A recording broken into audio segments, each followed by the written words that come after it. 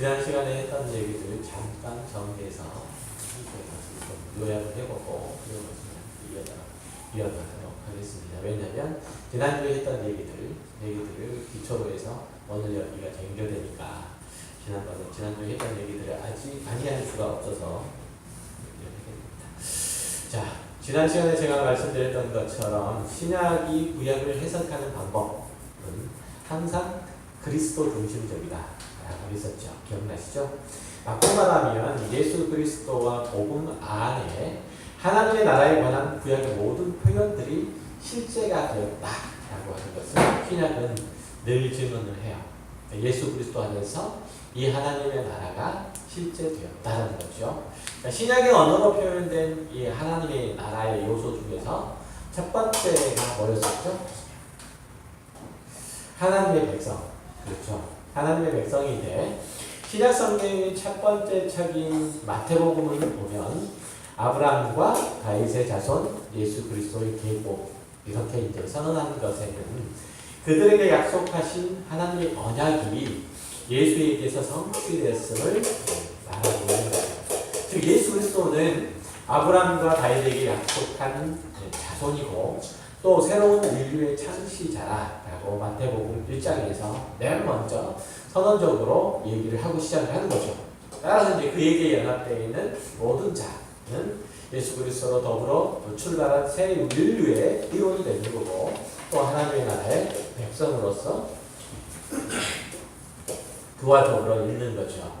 그리고 두 번째 요소가 뭐였냐면 하나님의 처소. 기억나시죠? 하나님의 처소인데 이것은 신약에서 하나님의 처소는 공간의 개념보다는 통치, 영역으로 묘사되고 있다는 점이에요.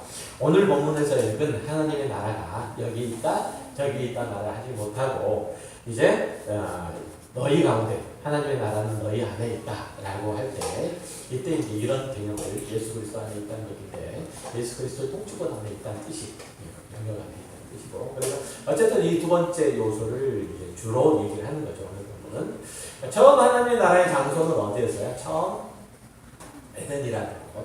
그죠? 에덴 동산이 처음 하나님의 나라의 장소였고 아담이 타락한 이후에 하나님의 구원 사역이 펼쳐질 때는 이 에덴을 끊임없이 다시 만들어 가시는 과정. 이것이 하나님의 나라의 장소를 회복하는 것이었다라고 했죠. 그러니까 신약에 와서는 사도 베드로가 새 하늘과 새 땅이 열리는 현대 조건으로서 현재 있는 하늘과 땅들이 닫힐 거라고 말하는데 그렇게 됨으로써 이전의 질서와는 전혀 다른 새로운 질서와 새로운 힘들이 이 세상을 지배하고 다스릴 것이다 라고 말하죠. 그죠? 그렇게 얘기를 하고 이것이 바로 베드로가 얘기한 하나님의 나라의 장소적인 개념이었다는 거죠. 그러나 하나님의 나라의 장소를 나타내는 데 있어서 땅보다 더 중요한 요소, 땅보다 더 중요한 요소는 하나님의 나라의 성전이라는 개념이었죠. 성전. 물론 성전은 단순히 하나님의 임재만을 나타내는 것이 아니라 하나님의 나라의 존립의 필요 불가결한 그런 곳이고 동시에 하나님의 나라와 동일시될 수 있는 곳이다 라고 지난 시간에 얘기를 했어요. 신약의 성경의 기자들은 헤롯이 중건한 성전에서 행해지던 모든 형태의 제사와 그 제도들이 폐지되고 이제 전혀 새로운 형태의 성전과 그 안에서의 속죄하심 그리고 하나님의 복주심들이 이루어지노라고 말하죠. 그것은 바로 예수 그리스도 자신이시다 라고 하는 것이죠. 요한복음은 또 어떤 얘기를 했었죠? 말씀이 유신이 되어서 우리 가운데 나타나셨다. 우리 가운데 장막을 치셨다라고 얘기를 했다는 거죠. 이처럼 하나님의 나라의 장소적인 표현들은 예수 그리스도 안에서 이루어졌다는 사실들을 역시나 얘기를 하고 있다는 거죠. 그러니까 예수 그리스도는 하나님의 나라의 장소, 하나님의 나라의 성전이 된다라는 것. 그렇죠? 그러니까 예수님께서 요한복음에서나 이럴 때 성전 정한 사건은 단순하게 성전에서 이루어지는 모든 부조리 이런 것들을 깨치는 그런 말씀이 아니고 새로운 시대, 새로운 질서가 열렸음을 얘기하는 말씀이에요. 자, 그리고 이제 구약에 나타난 하나님의 나라의 세 번째 요소는 뭐냐면 하나님께서 자기 백성을 다스린다는 점이죠. 하나님은 에덴에서의 첫 인류 아담과 그의 아내를 다스렸고, 그리고 출애굽한 이스라엘 백성들, 이스라엘에게 하나님의 백성된 주의를 더해주셨을 뿐만 아니라 그 백성으로서 살 수 있도록 통치법을 이제 선포하셨죠. 모세의 율법이 이제 그거고, 하나님께서는 이를 통해서 일상생활 가운데 이스라엘 백성들을 통치하시고 인도하셨다는 거예요. 그리고 포로기 이후에는 하나님의 언약이 모세의 율법, 모세의 돌판이 아닌 전혀 다른 곳에 새겨질 것인데, 그것은 회복된 그 나라의 백성의 마음이 될 거고, 친히 그 마음 가운데 찾아오셔서 하나님의 백성들이, 새언약의 백성들이 그 하나님의 다스림에 순복하게 될 거다 라고 하는 거죠. 말로수가 아니고 언약의 말로수가 아니고 하나님께서 역사하신 성령의 능력으로 말미암아서 거죠. 그러니까 새 언약의 약속 속에 드러나 있는 또 하나의 요소들이며, 성령께서 역사하심으로 그들 가운데 하나님의 다스림에 순복하고자 하는 마음들이 스스로 생기기 시작하게 된다, 이런 얘기를 하고 있다는 거죠. 그러니까 신약에서는 이 복음이 새 언약의 소망들, 이것들을 이제 성취하고 있다는 것을 보여주죠. 예수님은 마지막 만찬에서 제자들에게 이렇게 얘기하죠. 이 잔은 내 피로 세운 새 언약이다, 이렇게 말씀하시잖아요. 그러니까 이렇게 말씀하심으로써 옛 언약의 모세의 희생 제사로 잊혀진 것과 마찬가지로 예수님 당시의 죽음이 실질적으로 새 언약을 수립하고 그리고 지켜주도록 하고 결국은 성취되도록 하는 유일한 도구이고 또 수단임을 이제 알리신 거죠. 그리고 이제 히브리서 기자는 새 언약이 낡아져서 없어져가는 그 옛 언약의 질서들보다 훨씬 더 좋은 거다, 이렇게 말씀하시는데, 그렇다고 해서 이 옛 언약이 새 언약과 전혀 무관한 것이 아니고 그 그림자로서 우리들에게 주어진 건데, 이제 예수 그리스도를 통해서 새 언약이 옛 언약을 완전하게 성취하고 있음을 보여주는 실제적인 사례를 정리를 해놓은 게 히브리서 얘기들이에요. 자, 하나님의 통치와 관련해서 또 하나의 중요한 주제가 뭐였었느냐면 왕권이라는 것이었는데, 이스라엘의 사사시대는 국가적인 위기 때 누가 등장을 했어요? 사사가 등장을 해가지고 이스라엘들을 지켜냈고 하나님의 통치 영역을 다시금 구현하는 데 그 역할들을 다 했죠. 그리고 왕정 때는 왕의 존재를 통해서 그럴 수가 있었어요. 그리고 신약대에서는, 신약에 나타난 하나님의 나라에서는 다윗 통치를 어떻게 회복할까요? 그 뭐라고 했죠? 첫 번째로는 예수님께서 그 영원한 나라를 다스릴 다윗의 아들이심을 보여줌을 통해서 결국은 하나님의 나라가 예수 그리스도 안에서 성취되는 것을 말해요.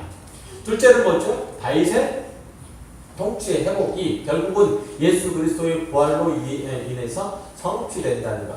그가 죽으심을 이기고 부활하심으로써 사망 공세를 지고 있던 사단의 세력이 물리쳐졌고, 또한 그 안에 있는 모든 이들도 다시금 일으켜 세움을 받음으로써 그 부활에 동참하게 될 거다. 그래서 부활하는 새로운 백성으로서 하나님의 나라의 그 신년이 된다라고 그렇게 얘기를 하고 있는 거죠. 그러니까 예수 그리스도께서 이 땅 가운데 오셔서 그를 누르고 있는 죽음의 세력들을 물리치시고 사단의 세력들을 물리치시고 이제 부활하심으로써 그와 함께 있는 모든 이들도 그의 백성으로, 부활한 그의 백성으로 부를 뿐만 아니라 그 나라, 하나님의 나라의 일원으로 그렇게 세워 가신다는 얘기죠. 이해되셨나요? 그러니까 예수 그리스도의 부활은 뭘 얘기하는 거죠? 이 세상의 주권을 쥐고 있는, 이 세상의 통주권을 쥐고 있는 사단의 세력이 이제 물러가고, 그죠? 이 땅 가운데 하나님의 나라가 이제 세워져 가고 있는 것을 보여주는 사례인 거예요. 예수 그리스도를 통해서. 이해되셨죠? 자, 그래서 하나님께서는 이렇게 성전 되신 그리스도 안에서 그분의 통치를 이루실 것이고, 그의 부활로 인해서 그리고 성령의 일하심을 통해서 하나님의 임재를 이루어갈 겁니다. 성령께서는 이제 예수 그리스도 안에서 새로운 하나님의 나라의 백성된 자들을 다스리시고 또 지키시고 인도해 가세요. 그러니까 성령의 역할들, 성령께서 일을 하심이 신약에서는 새롭게 등장을 하신 거죠. 성령 하나님께서 성도들과 함께 하시는 이런 것들을, 하나님의 통치를 그들 가운데 이루어 가시고자 하는 하나님의 또 다른 형태의 나타나심이에요. 자, 그리고 이제 요한계시록 21장, 22장에서는 이제 우리가 궁극적으로 완성될 하늘의 성전을 목도하게 되는 건데요. 그게 뭐였었죠? 하나님 자신, 하나님 당신이 성전이 되신 거였죠. 따라서 더 이상 상징적인 어떤 건물 이런 것들이 필요 없고 어떤 물체가 필요 없어요. 에스겔의 이상 가운데 나타나 있는 이 성전 자리에 하나님의 보좌가 있고 또 이곳으로부터 생명수의 강들이 흐르고 있음들을 이제 계시록을 통해서도 보죠. 이와 같이 구약 시대의 성전을 통해서 이루어지던 이 하나님의 나라의 다스림은 복음을 통해서 성취되었고 그 목적은 하나님께서 그 자녀들과 함께 하시는 것이고 그 영광의 통치가 그들 백성 가운데 온전해지는 것을 얘기를 하는 거예요. 그러니까 요한복음에서 궁극적으로 드러내고자 하는 바는 뭐냐면 하나님께서 구약을 통해서 끊임없이 이루어가시던 그 하나님의 나라가 이제 비로소 완성되어 하나님의 온전한 뜻이 온 세상 가운데 선포되고 증언되고 또한 그것이 실제적인 열쇠를 맺는 일들이 어떠한 방해, 어떠한 장애도 없이 그 모든 것들이 완전하게 이루어지는 것을 그려놓은 것이 바로 요한계시록 말씀이에요. 그러니까 요한계시록 그러면 뭘 이해를 하면 된다? 하나님의 나라의 완성 이렇게 생각하시면 돼요. 그러니까 요한계시록은 뭐 우리가 생각하는 것처럼 무시무시하고 생각하기가 끔찍한 그런 마지막 날의 환난들에 대해서 설명한 내용들이 아니고 그 모든 어려움과 모든 방해들을 극복하시고 예수 그리스도께서 비로소 하나님의 나라의 완전한 성취죠. 이 땅 가운데 재림하셔서 그 나라를 완전히 이루실 것임을 얘기를 하고 있는 거다 이런 얘기죠. 자, 그러면 여기서 이제 한 걸음 더 나아가 보죠. 하나님의 나라가 예수 그리스도 안에서 성취되었다면 복음 안에 있는 구약의 모든 예언 속에서 기대된 소망이 다 이루어졌다고 한다면 그러면 지금 이 땅에 임한 하나님의 나라는 완전한 것인가? 라는 거예요. 완전한 것인가? 그렇다면 예수 그리스도의 재림과 그때 믿는 자들이 영화롭게 될 거라고 변화될 거라고 하는 약속들은 왜 필요한가? 현재 믿는 자들에게 주어진 구원은 영광 중에 계시는 하나님의 영광 중에 최종적으로 나타나게 될 하나님의 나라들과 어떤 연관성을 갖게 되는가? 라고 하는 질문들이 연쇄적으로 쏟아져야 돼요. 그러니까 지금 하나님의 나라는 예수 그리스도께서 초림하심으로 지금 이 땅 가운데 현재하고 있어요. 그죠? 현재하고 있어요. 그런데 요한계시록이나 이런 것들을 보면 하나님께서 복음 안에서 약속한 내용들을 보게 되면 예수 그리스도께서 다시 이 땅에 오셨을 때 재림하셨을 때 그 나라가 완성될 거라고 그렇게 얘기를 하는 거예요. 그러면 그때 완성된 그 하나님의 나라하고 지금 현재 있는 하나님의 나라하고 어떻게 다른가 이런 얘기를 하자는 거죠. 다른 점은 어떤 것들이 있고 또 동일한 점이 있다면 또 어떤 것들이 있는지 지금 살펴보자는 얘기예요. 사실은 이제 많은 사람들이 예수님께서 이 땅에 다시 오실 때에는 전혀 다른 새로운 하나님의 역사들이 있을 거라고 생각을 해요.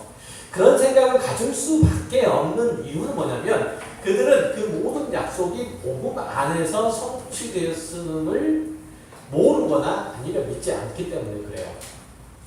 따라서 그들은 성경의 모든 증거들이 자신들의 생각과 반대됨에도 불구하고 이스라엘의 귀한 성전의 재건, 다윗 왕권의 회복 이런 것들은 복음과 전혀 상관없고 따라서 미래의 어떤 시기에 이 모든 것들이 한꺼번에 성취될 거라고 그렇게 믿는 이들이 있다는 얘기죠.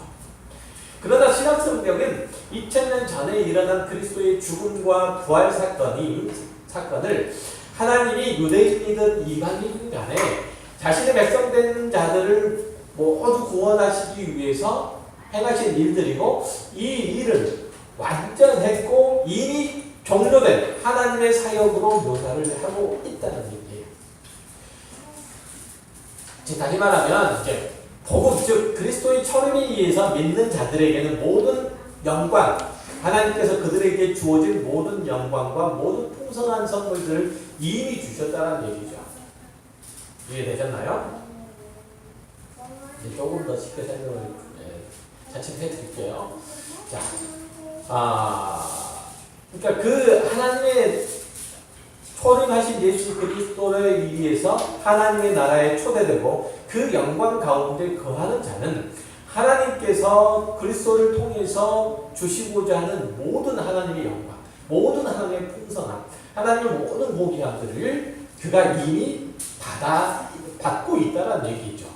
그러니까 그는 하나님의 구원의 은혜를 입었고 그 거룩하시고 영화로우신 자비로우신 그 형상들을 담게 되고 영원한 하나님의 나라의 일원으로서 그 주의를 굳건하게 확보하고 있다는 거예요.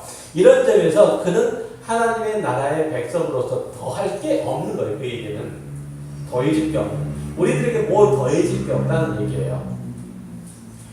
그러니까 그가 이제 하나님의 백성으로서, 그 백성으로서 하나님께 받아들여지는 것은 그 개인이 믿는 순간 완전히 다 이루어진 거죠. 그러니까 이것은 그리스도와 그분의 사역이 완전하기 때문에 우리들의 그 안에 있는 우리도 동일하게 나타나는 일들이라는 거예요. 그러니까 그리스도의 신분은, 이제 그리스도인의 신분은 이제는 나아질 것도 없고 더해질 것도 없고 완전해질 것도 없어요. 그러니까 신분적인 면에서. 왜냐하면 그는 하나님으로부터 받은 하나님의 백성이라는 이 지위가 이미 확보된 거고, 또 앞으로 어떤 상황이 전개된다고 할지라도 바뀌지 않을 것이기 때문에 그래요. 뿐만 아니라 그는 그리스도의 모든 풍요로움들을 소유하고 있는 거예요. 성도가 지금 그리스도 안에서 소유하고 있지 못하다가 장차 영광 중에 소유해야 될 것은 아무것도 없어요. 성도는 그리스도께서 가지고 계시는 모든 것들을 믿음으로 소유를 하고 있어요. 그러나 믿음으로 소유하고 있다는 것이 그 소유함을 조금이라도 비실제적으로 만드는 것은 아니에요.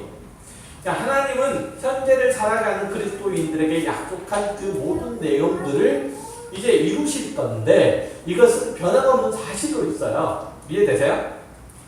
하나님께서는 그리스도인들을 통해서 그러니까 예수 그리스도를 통해서 모든 그리스도인들에게 이루실 모든 것들을 이룰 거예요. 그리고 이룰 건데, 이것은 우리들에게 있어서는 미래 성취될 것인지 모르겠지만 이건 변함없는 사실이에요. 그러니까 하나님께서는 진실하시고 무변하시기 때문인 거죠. 그러니까 잘 들으세요. 하나님께서 우리들에게 이루시리라고 약속한 모든 것들, 이것은 하나님께서 반드시 이룰 거예요. 이것은 하나님께서 우리들에게 하신 약속이신과 동시에 이것은 하나님의 성품이시고 능력이시기 때문에 그래요. 그래서 그리스도인들이 가지고 있는 그 믿음은 불확실함이라거나 아니면 막연한 상황에 대한 기대라거나 그런 것이 아니고, 무시간 가운데 계시는 하나님 안에서 이미 이루어진 거예요. 한 가지를 이제 예를 들어서 설명하면 이런 거죠. 하나님께서 우리를 그리스도인으로 불렀잖아요. 그죠? 불렀잖아요. 이 구원은 완전히 이루어진 건 아니에요. 그죠? 이 구원은 완전히 이루어진 건 아니에요. 완전히 이루어진 거나요? 완전히 성취된 건 아니에요. 장차 이루어질 거예요. 이 구원은 이루어질 거예요. 그런데 이것이 우리들에게 있어서 확실히 일어난다라고 생각하는 것, 확실히 일어나리라고 그렇게 확증하는 것, 그것은 뭐냐면 이게 하나님께서 하시는 일들이기 때문이라는 거예요. 이해되시죠? 하나님께서 하시는 일들이에요. 그러니까 하나님의 능력과 그 권위와 그 약속의 신실함들이 이 모든 것들을 이루어 가실 것이기 때문에 이것이 이루어지는 것이죠. 그렇죠? 그러니까 예수 그리스도 안에서 하나님께서 예수 그리스도를 통해서 이루어내신 이 모든 것들. 자, 생각 한번 해봅시다. 하나님께서 예수 그리스도 안에서 이루지 못하신 거 있나요? 있나요? 없나요? 하나님께서 예수 그리스도 안에서 이루지 못한 건 없어요. 그쵸? 완전히 다 이루셨어요. 그쵸? 이루셨어요. 그러면 예수 그리스도 안에 있는 우리는 어떤가요? 동일하죠? 이해되셨어요? 예수 그리스도께서 이루신 것이 동시에 동일하게 다 우리의 것이라면, 하나님께서 예수 그리스도 안에서 이루시는 것은 곧 우리 안에서 이루시는 거죠. 간단한 논리예요. 그러니까 그런 식으로 얘기를 하자면 그리스도인들은 믿음으로 살고 있는 지금과 하나님의 나라의 충만한 실제를 눈으로 봐서 확인한, 아직은 이르지 아니한 때에 그 사이에 놓여있는 이 긴장 가운데 놓여있는 건 사실인데, 그 긴장에도 불구하고 하나님께서는 장차 우리들을 통해서 이루시고자 하는 것들을 이미 하나님이 현재로서 확보하고 있는 것이기 때문에 하나님께서 그리스도 안에서 우리에게 주시고자 하는 모든 것들을 이미 우리들에게 주신 거예요. 그런 의미에서 요한계시록에서 등장하는 많은 내용들은 많은 사람들을 당혹스럽게 하고 또한 미래에 대해서 여러 가지 억측을 낳게 하지만 반드시 이제 요한계시록은 사도 요한이 흩어져 있는 요한의 공동체가 믿음 안에서 굳건하게 결속되어서 이 세상의 도전, 용기 있게 응전할 수 있도록 하고 거기에서 승리할 수 있도록 독려할 목적으로 쓰였죠. 그래서 따라서 이 독자인 우리는 그 서신이 보내졌던 목적에 맞도록 해석돼야 돼. 다시 말하면 요한계시록은 반드시 복음에 의해서 해석돼야 되고 그렇다면 당연히 그리스도의 초림이 그분의 재림을 해석해 줘야 된다는 것과 그 사이에 끼어있는 그리스도인은 아직 완성되어 있지 않은 그리스도의 나라에 속해 있기 때문에 늘 갈등과 긴장 속에 있다는 것을 전제해야 돼요. 그것은 요한계시록의 1차 독자들인 요한의 공동체 그리스도인에게나 오늘날의 그리스도인에게나 마찬가지예요. 자, 보세요. 하나님께서 예수 그리스도를 통해서 이루어내신 예수 그리스도의 초림을 통해서 이루어내신 하나님의 나라가 있어요. 그렇죠? 이 하나님의 나라가 있고 이 하나님의 나라의 속에 끊임없이 예수 그리스도를 통해서 주의 백성들을 불러 모으시는 게 현재예요. 이 종말 때예요. 불러 모으시고 이제 그 불러 모으신 일들을 다 완성시키실 때에 하나님께서는 이 땅에 다시금 예수 그리스도를 재림하게 하시고 그리고 그 하나님의 나라를 이제 닫으실 거예요. 이제 완전히 닫으실 건데. 자, 그러면 우리는 이 세상 가운데 있는 하나님의 나라가 지금은 아직은 완성되어 있지 않는 상태에 있기 때문에 그리고 우리는 육체라는 어떤 한계를 가지고 살고 있기 때문에 우리는 하나님의 나라에 속해 있지만 동시에 세상의 영역 가운데 영향을 받고 있는 존재라 이런 얘기죠. 이해되세요? 영향을 받고 있는 존재라 이런 얘기죠. 그렇다면 세상과 하나님의 나라 사이에 우리는 끊임없는 긴장 속에 있는 거예요. 그죠? 그러니까 우리는 하나님의 나라에 살고 있지만 세상의 영향력 속에서도 완전히 벗어나지 못한 그런 긴장 속에 당연히 살고 있죠. 그러니까 우리가 그리스도인에서 겪고 있는 어려움과 갈등들과 이런 모든 것들은 다 그런 긴장 속에서 만들어지는 것들이에요. 이해되시죠?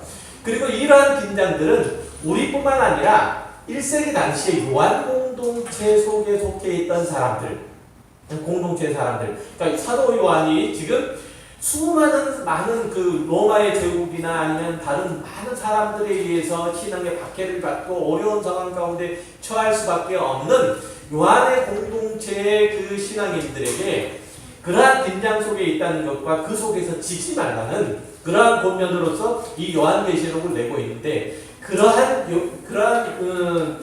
요한 공동체의 사람들의 신앙인들의 상태나 그때의 상태나 지금 우리의 상태는 다르지 않다는 거예요. 동일한 긴장과 관계 있잖아요. 그러니까 예수 그리스도께서 초림하시고 재림하신 그 중간 사이에 요한의 공동체가 깨어있는 것과 똑같이 우리도 역시 마찬가지로 예수 그리스도의 초림과 재림 사이 그 중간 사이에 깨어있는 그 긴장이 있는 거예요. 갈등이 있는 거예요. 동일하다 이런 얘기죠. 그러니까 요한의 공동체가 지금 겪고 있는 모든 일들 우리도 동일하게 겪고 있는 거예요. 요한의 공동체가 바라보는 미래를 동일하게 우리도 바라보는 거예요. 이해되시죠? 요한의 공동체를 통해서 신앙을 일깨우고자 하는 사도 요한의 그 메시지가 동일하게 우리들에게 다 똑같이 적용되는 거다 이런 얘기죠. 조금 더 구체적으로 말하면 하나님을 믿고 그 자녀가 된 자녀들은 분명히 하나님의 나라의 본성인 건 사실이지만 아직은 사탄의 지배 아래 놓여있는 세상과 육체에 대해서 개항해서 싸우고 있다는 얘기죠. 그러나 성도가 죄를 완전히 이길 수는 없고 더구나 이 세상과 분리되어서 사는 것이 아니기 때문에 악이 득세하는 세상에서 마찰을 맺을 수밖에 없다는 거죠. 그런 세상에 사는 성도는 그리스도가 다시 오실 것을 고대한다는 얘기예요. 고대하고 산다 이런 얘기죠. 그날이 완성되기를 고대하고 살 수밖에 없잖아요. 그때는 이럴 일들이 없으니까. 지금 우리가 겪는 일들이 없을 거니까. 그러니까 로마서 8장 18절 이하에서 얘기하는 것처럼 현재는 모든 만물이 그런 형편 가운데 있다는 거죠. 로마서 8장 18절에 얘기하는 그런 형편. 생각하건대 현재의 고난은 장차 우리에게 나타날 영광과 비교할 수 없도다. 그죠? 피조물이 고대하는 바는 하나님의 아들들이 나타나는 것이니 피조물이 허무한데 굴복하는 것은 자기 뜻이 아니요 오직 굴복하게 하시는 이로 말미암음이라. 그 바라는 것은 피조물도 썩어짐의 종로로 하는 데서 해방되어 하나님의 자녀들의 영광의 자유에 이르는 것이니라. 피조물이 다 이제 함께 탄식하고 함께 고통을 겪고 있는 것을 우리가 아느니라. 지금 우리의 현재 형편에 대해서 얘기를 하고 있는 거야. 이해되세요? 이 말씀이 충분히 납득이 되시죠? 그렇죠? 자, 성도들만 주님께서 재림하셔서 하나님의 나라의 완성을 기다리는 것이 아니라 지금 현재 형편이 모든 피조물도 다 그런데 그 모든 것들이 뭐 때문에 아담과 하가 처음에 아담과 그의 아내가 저지른 그 범죄로 인한 저주 가운데 있기 때문이라는 거야. 이것은 우리가 예수 그리스도께서 재림하셔서 하나님의 나라를 이 땅 가운데 완성하실 때까지는 계속되는 거예요. 그래서 그때는 새 하늘과 새 땅이 열리는 거죠. 그때는 완전히 저주가 끝나니까. 따라서 그리스도인 역시 이 땅 가운데서 완전하려고 해도 완전해지는 것은 아니에요. 우리 그리스도는 죽을 때까지 완전할 수 없어요. 그래서 하나님 안에서 안식을 얻고 싶지만 그렇지 못하고 이 세상과 늘 빈전 관계에 있고 그 결과 늘 마찰을 빚을 수밖에 없다는 거죠. 뿐만 아니라 그는 오히려 이 세상의 기준에 자신을 맞추지 않으려고 함으로 인해서 세상의 미움을 받을 수 없는 것도 함께 가지고 있어요. 그러니까 박해를 겪을 수밖에 없다는 거죠. 어려움을 그가 감수해야 될 수밖에 없다는 거예요. 그리고 이제 그것은 하나님께서 복음이 이 온 세상 가운데 전파됨으로써 당신의 왕국이 이루어지기를 기뻐하시고 그 일들을 다 이룰 때까지 지속되다. 이걸 얘기를 합니다. 그러니까 지금 이 요한계시록 같은 경우를 보면 그때 일어난 마지막 때까지 일어난 일들을 전차적으로 쭉 기록하고 있는 거예요. 그러니까 요한계시록에서 나오는 그 환란의 상황들은 일정한 특정한 상황 가운데 이루어지는 것이 아니고 예수 그리스도께서 재림하시기까지 요 기간을 뭐라고 하죠? 요 기간을 종말이라고 하잖아요. 종말의 때. 그죠? 예수 그리스도 초림부터 재림까지를 종말을. 그러니까 종말의 때에 두루 나타날 일들이에요. 두루. 이해되셨죠? 그래서 이제 이런 일들이 두루 나타나다 보니까 그리스도인들에게 있어서는 그게 뭐가 됐죠? 시련이고 아픔이고 박해고 어려움들일 수밖에 없는 거죠. 그러니까 이건 이제 요한계시록을 처음 받았던 1세기 그리스도인에게 적용되는 거고 또 우리가 살아가는 우리들에게 오늘을 살아가는 우리들에게 동일하게 적용되는 거죠. 그렇다면 요한계시록에서 등장한 모든 비참하고 비극적인 상황들은 먼저는 사도 요한 당시에 그리스도인에게 나타났고 그것이 지금까지 계속되어 우리도 마찬가지로 겪고 있다는 얘기예요. 이런 환경 속에서 그리스도인으로 사는 것은 환란을 각오해야 되고 또한 자신의 신앙의 실패와 좌절 역시 매일 맛봐야 되는 거죠. 이처럼 그리스도인은 새 시대의 상속자로서 미래의 소망 가운데 살지만 동시에 옛 시대의 거주자로서 현재의 고난과 시련을 함께 경험하기도 하는 거예요. 그게 이제 아까 앞에서 얘기했던 얘기. 예를 들어서 그리스도인이라고 해서 악의 유혹과 협박들 피해갈 수 있나요? 피해가지 못해요. 만약에 그걸 거절하면 당연히 응분의 대가를 치러야 되죠. 그렇죠? 세상의 유혹, 협박 이런 것들 피해가지 못해요. 만약에 피해가려면 뭐 죄가 있든지 그죠? 이렇게 해야 되고 피해가기를 거절하고 그걸 막기로 결단을 하게 되면 당연히 응분의 대가를 치러야 되는 거죠. 또한 그리스도인이라고 해서 이 더위를 피해갈 수가 있지 않잖아요. 우리가 이 더위를 빨간 신호등을 무시하고 마구 달려온 음주운전자들로 벗어날 수 있는 길은 없어요. 따라서 그리스도인이라는 이름을 부여받은 것은 곧 빛과 어두움 간의 최후의 싸움에 참여하고 있다는 것을 의미를 해요. 여러 가지 면에서. 그러니까 이 전쟁이 이미 시작됐고 주님께서 다시 오실 때까지 지속될 거예요. 그러나 이 전쟁은 결국은 누구로 인해서 승리한가요? 그리스도 예수에 의해서 승리할 수밖에 없는 싸움이에요. 그러니까 우리도 역시 마찬가지로 그리스도 예수 안에서 승리할 수밖에 없는 싸움이에요. 그래서 요한계시록은 해피엔딩으로 끝날 수밖에 없는 거고, 그 개인의, 우리가 가지고 있는 개인의 요한계시록도 다 해피엔딩으로 끝날 수밖에 없는 거예요. 이해되셨죠? 그러니까 요한계시록의 전쟁 이미지는 바로 종말의 그리스도인들이 이런 상황 가운데 놓여 있다는 것을 그려놓은 거고, 개인의 종말 역시 비극으로 끝날 수가 없고 승리로 끝날 수밖에 없는 것은 요한계시록이 그리스도의 오심으로 승리로 끝나고 있다는 것에 이미 우리들에게 확보되어 있는 거예요. 자, 이런 상황 가운데 있는 성도들에게 있어 그리스도의 재림은 우리가 이미 믿음으로 붙잡고 있는 그리스도의 나라의 영광이 나타나는 사건이 될 거라는 얘기죠. 그러니까 예수께서 너희가 세상에서 고난을 당할 것이나 담대해라, 내가 세상을 이겼노라고 이렇게 말씀하시잖아요. 이건 단회적이고 유동적인, 그리고 불완전한 그런 승리가 아니고 영원하고 확장적인 승리예요. 예수 그리스도께서 초림하셔서 죽음을 이기시고 부활하시고 부활 승천하심은 우리의 승리가 얼마나 확고한지를 아주 분명하게 드러내준 사건이라는 얘기죠. 물론 주님께서 초림 때에 선포된 하나님의 나라는 아직 덜 확장되었고 완벽한 승리는 이루어지지는 않았지만, 그는 사탄의 유혹을 물리치셨고 마귀를 내쫓으셨고 자연의 힘이나 물리적인 대상이나 인간의 의지나 질병의 죽음들을 능히 이기심으로써 하나님의 나라가 그와 더불어서 도래했음을 그의 전 인생을 통해서, 전 인격을 통해서, 그의 모든 삶을 통해서 능히 선포하셨다는 것처럼 그리스도 안에 있는 모든 이들도 그 영향력 안에 있는 거예요. 예수 그리스도의 하나님 안의 선포의 영향력 안에 있다는 거죠. 그리고 이제 그의 십자가의 죽으심은 죄의 사슬로 매여 있었던 하나님의 나라의 백성들을 해방시키고 또 죄로 인해서 막힌 남들을 헐어내심으로써 하나님과 그 백성 간의 관계를 회복시키면서 하나님 앞에 그들이 나아갈 수 있는 길들을 여신 거죠. 이런 뜻이 예수 그리스도께서는 하늘 아버지와 뭐 이렇게 즐겁냐?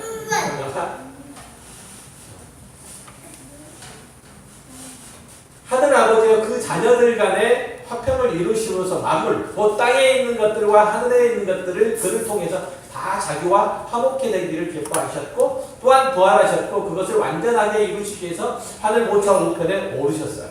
이제 주님께서 하나님의 나라의 왕권을 가지사 이 땅 가운데 오셔서 남아있는 악의 무리들을 다 괴멸시키고 거기에 복종했던 자들을 심판할 거고, 그 악에 매여있던 모든 피조물들을 해방시킴으로써 새 하늘과 새 땅을 여실 거예요. 자, 정리해서 말씀드릴게요.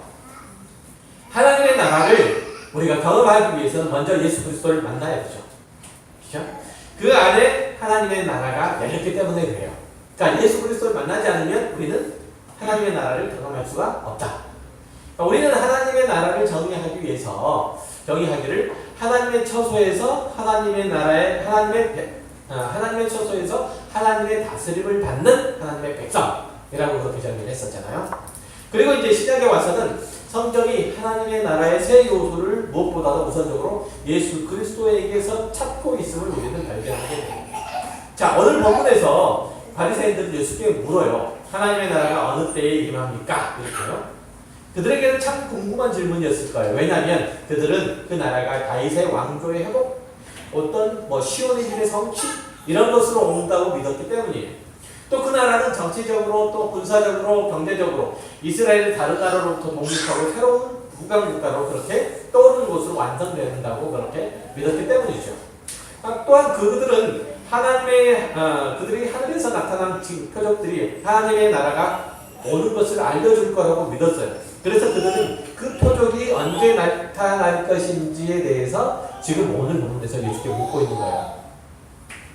그러나 그 질문에 대해서 주님께서 말씀하시죠. 하나님의 나라가 그렇게 표적처럼 볼 수 있게 임하는 것이 아니다. 이렇게 얘기하죠. 그게 아니고 오히려 그 나라는 너희 안에 있다. 라고 얘기를 해요. 자, 이 대답을 받고 있는 이들이 바리새인들이니까 그죠? 예수님께서 바리새인, 하나님의 나라가 바리새인 안에 있다라고 이해할 수도 있어요.